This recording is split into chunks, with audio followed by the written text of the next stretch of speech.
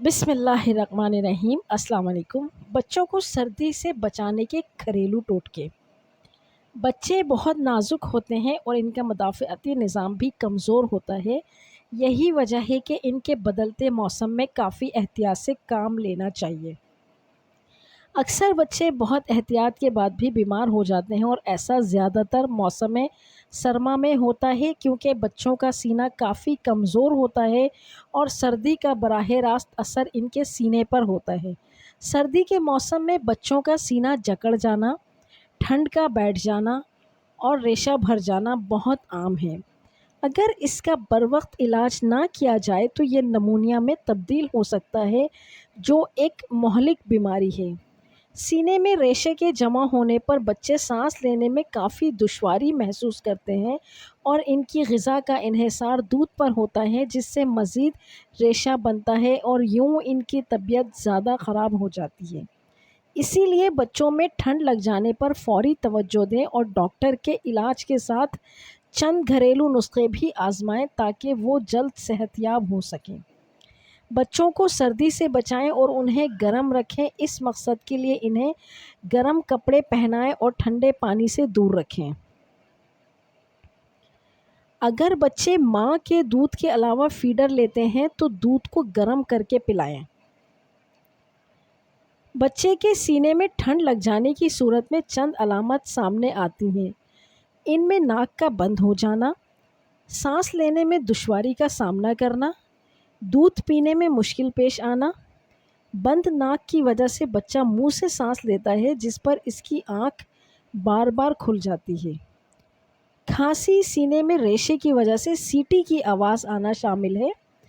ان تمام علامات میں وکس کا استعمال کیا جا سکتا ہے لیکن وکس بہت تیز ہوتی ہے تو اسے براہ راست جلد پر نہیں لگائی جا سکتی۔ اس کے لیے بچے کے پہنے ہوئے کپڑوں پر وکس کی معمولی مقدار لگائی جائے تو یہ بچے کی بند ناک کھول کر سانس لینے میں آسانی پیدا کرے گی۔ نمبر 2، شہد ایک مکمل غذا بھی اور بیماری کی دوا بھی ہے۔ چھوٹے بچوں میں شہد کو گرم کر کے چٹانے سے سینے کی جکڑن میں آرام آ جاتا ہے۔ نمبر 3، ایک پیالی سرسوں کے تیل میں چند لونگ شامل کر کے اس وقت تک پکائیں کہ لونگ کا اثر تیل میں شامل ہو جائے۔ اب اس تیل کو چھان کر بوتل میں بھر لیں۔ اب اس تیل سے بچے کے سینے، کاندھوں اور پیٹھ پر ہلکے ہاتھ سے مساج کریں۔ یہ تیل سینے میں جمے ہوئے ریشے کو نکالنے میں مدد فراہم کرے گا۔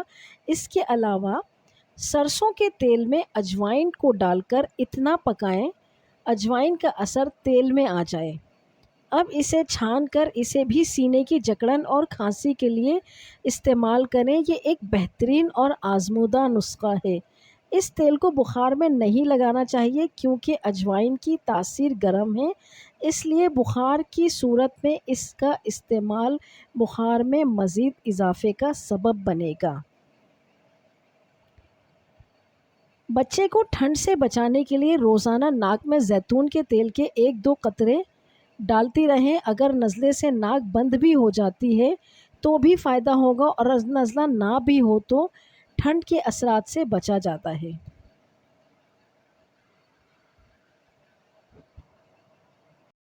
یقین جانیں یہ وہ چھوٹے سے معمولی سے گھریلو ٹوٹکے ہیں جو ہم خود اپنے گھر میں بچوں کے لیے استعمال کرتے ہیں اور دواؤں سے زیادہ اللہ کے حکم سے ان سے افاقہ ہوتا ہے۔